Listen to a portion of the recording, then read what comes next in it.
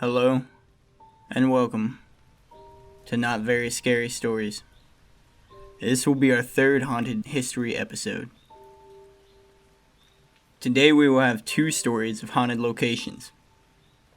I'd like to leave these up to you whether you'd like to believe it, as I've said before that the point of this brand's video series at first was to prove whether ghosts exist or not. I still stand behind the sentiment that these could all be fake or real. You can decide for yourself. I wasn't positive on where to start for this, so I used a list called The History Behind 40 of the Most Haunted Places in America to start with, then proceeded with research, and stories that are backed by witnesses or more than one report.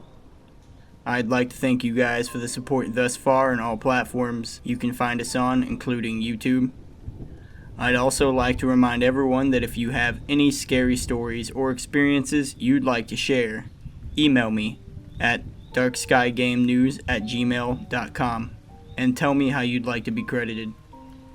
I'm Zenith Darksky, and I'll be your host tonight. Enjoy. The St. Augustine Lighthouse is Florida's first lighthouse, and it's said to be haunted. One of the lighthouse's first keepers was a man named Peter Rasmussen. He was known for his meticulous eye and watchful manners of maintaining the lighthouse. He was also known for his love of cigars and is one of the first ghosts that people report coming in contact with. Over the years, the smell of Peter's cigar has been detected by many, including staff members and guests. Some report being flooded with feelings of foreboding, almost a sense of dread. Perhaps the most famous encounter with this specific figure here happened in 2006 when the ghost hunters visited the lighthouse. In the episode, aired the same year, a black misty figure is seen approximately 2 stories above the cast's location. The man is seen peeking over a railing before turning around and vanishing. Others have seen and heard another keeper, Joseph Andrew, at the top of the tower, only he's been dead for more than a century. His presence at the lighthouse could be explained by the fact that he fell to his death while painting the outside of the tower. His spirit never left and is often seen looking out from the top. In 1873, though, 3 sisters, along with another girl whose father worked on the site, were riding in a cart as normal. A board that stopped the cart from going in the water was not in place. The cart flipped into the water, trapping the girls underneath. Mr. Dan Sessions, a young worker, witnessed this and ran to the water. He reached the cart and lifted it from atop the girls, but it was too late. 2 of the 4 girls had already drowned. In the 145 years since the accident, strange occurrences have been attributed to the spirits of the girls. One story involves a relief lighthouse keeper living in the home in the 1950s who heard footsteps upstairs. He went to investigate, but no one was up there. The head keeper at the time was James Pippin. He was the last keeper to live at the station, swearing that the big house was haunted and he would not stay another night in it. One man, who crafted leather goods, rented the property during the 1960s. He tells the story of waking up one night with a small girl standing by his bed. As he blinked his eyes to look at her, she wasn't there anymore. Almost as if she was never there in the first place. In 1970, after standing empty for many years, the keeper's house burned down under mysterious circumstances, gutting the home, leaving only the coquina basement and a few charred timbers. Later, 16 women raised $1.2 million over the next 15 years to restore and renovate the station. During the renovation, workers and volunteers reported numerous unexplained incidents in the home. The basement was a particularly active area for ghostly encounters, being the only part of the home that had not completely burned. Today, you can still feel a spooky presence there. While the children are by no means the only tragedy that occurred in the home, the girls are some of the most active spirits around. As playful spirits, the girls enjoy playing hide and seek, sometimes including unsuspecting people. One night, in the dark lighthouse tower, a lone staff member was closing up for the night. He heard giggling at the top of the tower. Thinking that he had left someone on top of the tower, he returned to the top to find it empty. As he began to head back down the tower, he heard the same giggles below him. Descending the bottom, he once again found no one there. Another evening, a female guest on a tour was standing on the first step of the metal lighthouse staircase. When she took her first step to climb the tower, she found her shoelace tied to the staircase. On another tour, a guide found a group of young women in the basement of the keeper's home. One of the young women rented an EMF meter to measure the electrical activity caused by spirits. The woman holding the meter asked the girls if they wanted to play hide and seek. The meter spiked. The woman wandered the basement searching for the hiding girls, finally finding meter activity under the spiral staircase leading to the main floor. Excitedly, she said she'd found them and asked if they wanted to play again. Like before, the meter spiked. Once again, the young woman searched the basement for the girls, and after several minutes found electrical energy near the children's play table. The girls sometimes appear to people in fully formed apparitions. Several years ago, during the day, a guest was exploring the maritime hammock trails and came upon a young girl in a Victorian outfit, sitting on a bench, reading a book. As she began to ask the girl a question, another group came up from the opposite direction. The woman looked away for only a moment, and turned back to find the little girl on the bench gone. In a similar instance, a woman on a ghost tour approached another woman to compliment her daughter's behavior on the tour. Confused, the woman said she had no daughter. The other woman told her that a little girl had been standing by her side most of the evening. There were no children on that tour that evening.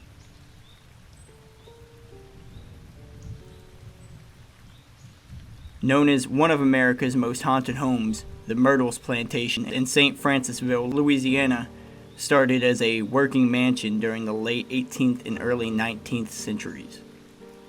Possibly the most well-known of the Myrtles' supposed ghosts, Chloe, was reportedly a slave owned by Clark and Sarah Woodruff.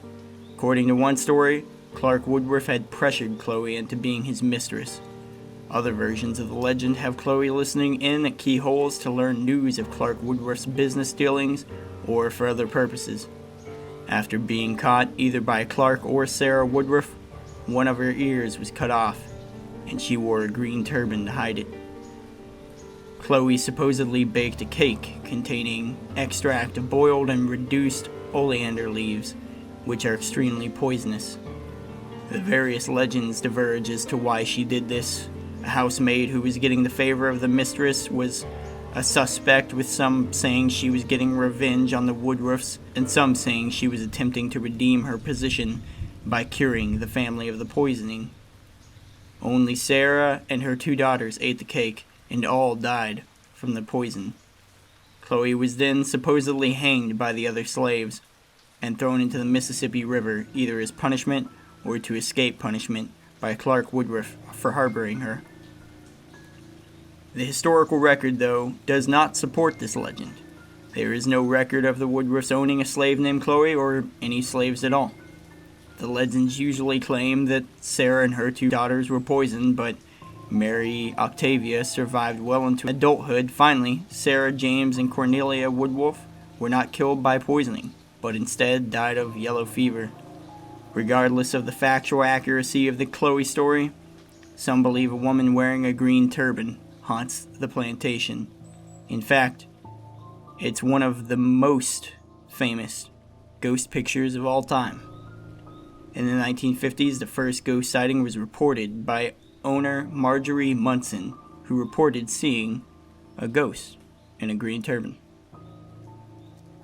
Later in the 1970s, the home was bought by James and Frances Carmine Myers, who began to operate the lot as a bed and breakfast. In 1984, a journalist with Life magazine visited to write on the architecture of the 222-year-old mansion that is encased in ornamental ironwork. With this, he would bring something more to the table: ghosts. The journalist reported having been in the presence of 2 children who would call him by his name and disappear. Tita Moss is a native resident who currently owns the Myrtles Plantation along with her husband, John Moss. The couple purchased a home from Francis and James.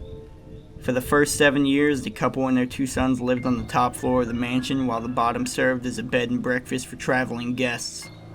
Tita said that it was less than 2 weeks into their new life that she experienced her first taste of the supernatural when a ghost called out her name in her husband's voice.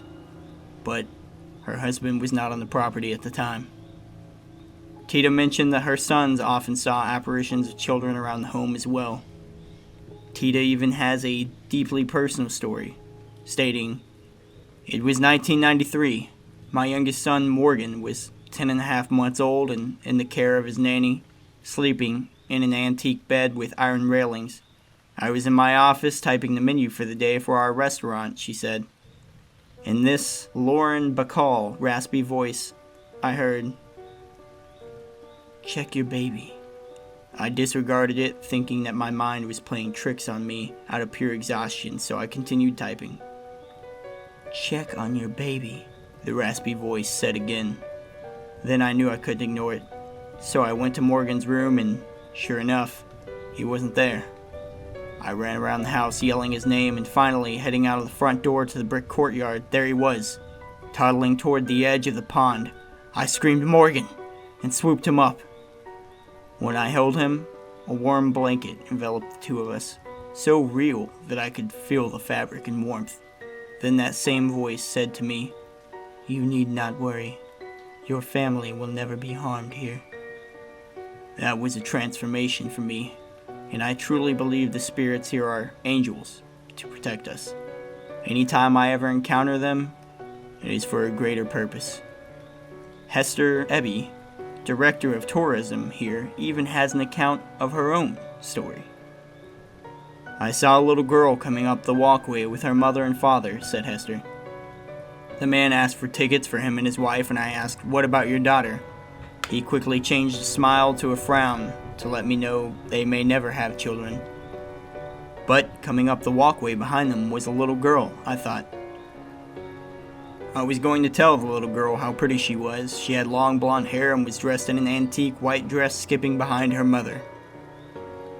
The father was very serious when I asked, and when the lady came up, of course I didn't mention the child who disappeared. When they got in the house with the tour guide, I went outside to look for the baby. I walked up the porchway into the front, and when I put my hands in the door to go in, she giggled from the north end of the porchway and said, 'Hello there,' and she disappeared again. She was playing tricks with me." There are a variety of other legends surrounding the plantation. The house is allegedly built over an Indian burial ground, and the ghost of a young Native American woman has been reported. The house was supposedly ransacked by Union soldiers in the Civil War, and legend claims that 3 were killed in the house. Supposedly, there is also a bloodstain in a doorway, roughly the size of a human body, that will not come clean. A mirror located in the house supposedly holds the spirits of Sarah Woodruff and 2 of her children. According to custom, mirrors are covered after a death, but legend says that after the poisoning of the Woodruffs, this particular mirror was overlooked. The uncovered mirror reportedly trapped the spirits of Sarah and her children, who are occasionally seen or leave handprints on the mirror. The plantation is also reportedly haunted by a young girl who died in 1868.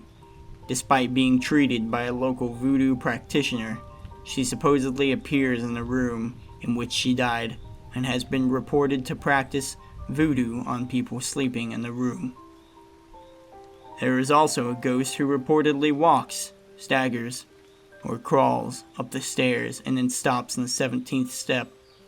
Some say this is William Drew Winter, the victim of the only verified murder in this house. He was shot on his front porch and staggered or crawled up the stairs, but collapsed, dead, on the 17th step. Alternate versions of this murder claim he managed to crawl up the stairs and collapsed in his wife's arms in the 17th step. Either way, there's something up with that 17th step.